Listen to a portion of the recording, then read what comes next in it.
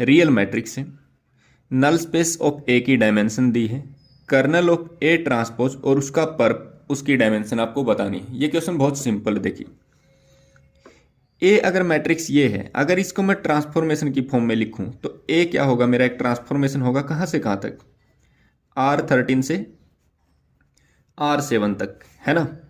आपको rank nullity theorem आपने पढ़ा होगा। रैंक नल्टी थ्योरम क्या बताता है कि ट्रांसफॉर्मेशन का रैंक और उसकी नलिटी इसकी डायमेंशन के बराबर होती है ना। ओके, तो यहां पर नल स्पेस ए कितना है, 8 है, यानी कि नलिटी ऑफ ए 8 है, और रैंक ऑफ ए हमें नहीं पता है। अगर मैं इन दोनों का सम करूं तो बाय रैंक नलिटी थ्योरम में किसके बराबर आना चाहिए, 13 के बराबर आना चाहिए। तो यहां से मेरे को क्या पता चला, ये मेरा 8 है, तो रैंक ऑफ ए निकल जाएगा यहाँ से। रैंक ऑफ ए यहां से कितना आ जाएगा, 13 माइनस 8 आ जाएगा, यानी कि वो कितना आया, 5 आ गया, है ना। रैंक ऑफ ए कितना आ गया, 5 आ गया। अब अपने को रैंक ऑफ ए ट्रांसपोज निकालना है ना।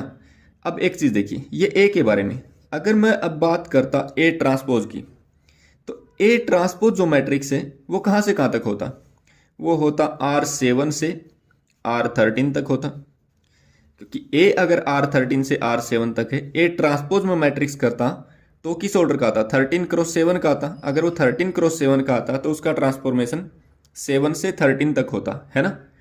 तो यहां से मेरे को क्या पता चला, अगर ए का रैंक 5 है तो ए ट्रांसपोज का रैंक कितना हो जाएगा, ए ट्रांसपोज का भी रैंक वही होगा, क्योंकि ए का और ए ट्रांसपोज का रैंक दोनों सेम ही होते हैं, है ना।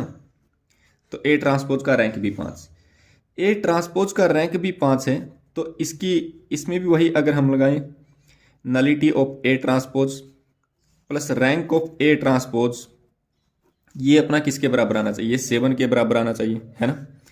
तो यहां से अपने को पता चल गया कि नलिटी ऑफ ए ट्रांसपोज कितना आ जाएगा, 7 माइनस 5 यानी कि 2 आ जाएगा, ठीक है। तो आपने क्या किया, ए ट्रांसपोज की नलिटी निकाल ली, है ना। या फिर ऐसे बोलें कि ए ट्रांसपोज का जो कर्नल है उसकी डायमेंशन आपने पता कर ली। ओके, अब देखिए, तो ये कर्नल की डायमेंशन 2 आ गई है ना। अब कर्नल की डायमेंशन